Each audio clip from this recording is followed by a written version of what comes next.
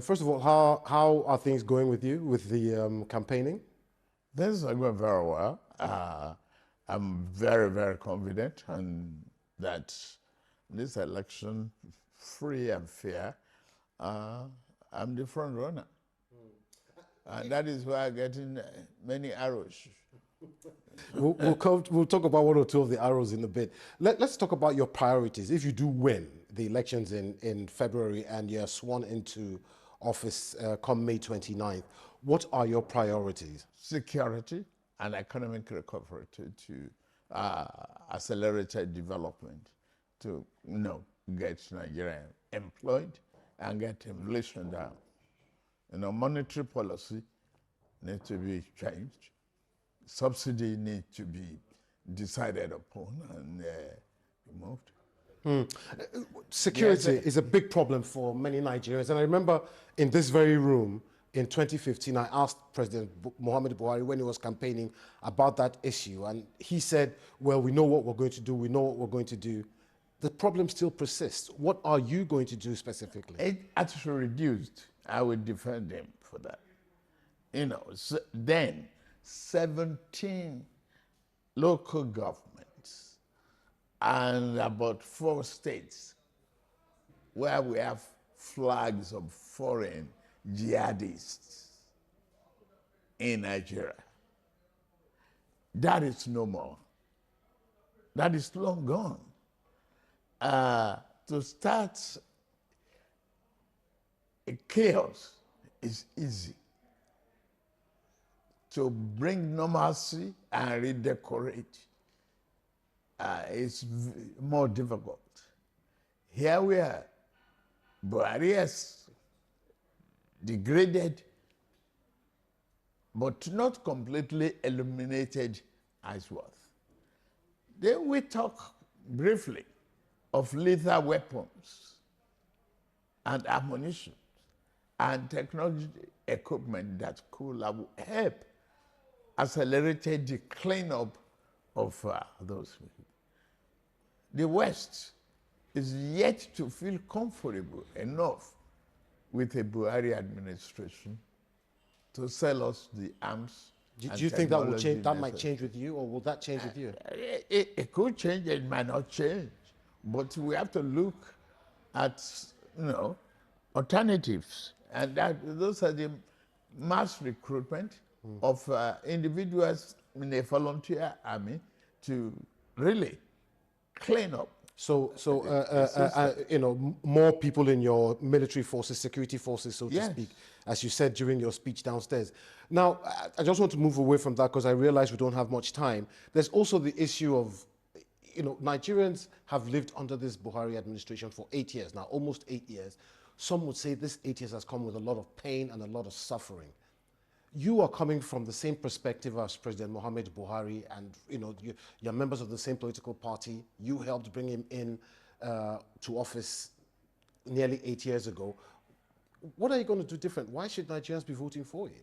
Because I'm different. I am Bola Ahmed Tinubu. I have governed Lagos. I've built a model state that could be a country on its own. I've led an administration that is so prudent. From 600 million internally generated revenue to 5 billion a month. That's a record. Nobody else can brag about that. I've treated and tamed the Atlantic Ocean surge in Nigeria that will have perished many people in Lagos. The infrastructural renewal of Lagos is excellent. I've continuity in Lagos. Buhari has done his best. I can't run away from him being my friend, my leader in the party. I will not. Okay, sir. I mean, when you talk about money generated in Lagos, and I want to come to your own personal self. When you talk about, you're a very wealthy man.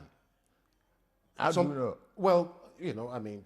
you are not my accountant. I'm not in your account, but this is speculation, and it's fine. You can actually rebut it or not. When I look at some publications and they say they're worth 4 billion, some is even more than that, but you refuse to explain where your wealth comes from. I know where you live in Lagos. It's a massive, sprawling mansion that takes up nearly a quarter of a street in a very expensive suburb. Why do you refuse? I mean, don't Nigerians have the right to know where the wealth of their next leader comes from? Because they got to know how to analyze and how to ask questions, not in the accusatory format. Are they enemy of wealth? If they are not enemy of wealth, investment do yield. I have an example of a Warren Buffett, one of the richest men in the country, in America and in the world. He started from stock buying and brokerages. I inherited great real estate. I turned the values around. I'm not denying my wealth. I've not been, I was the most investigated, the most accused governor in the opposition up to, from for 8 years and up to 2007.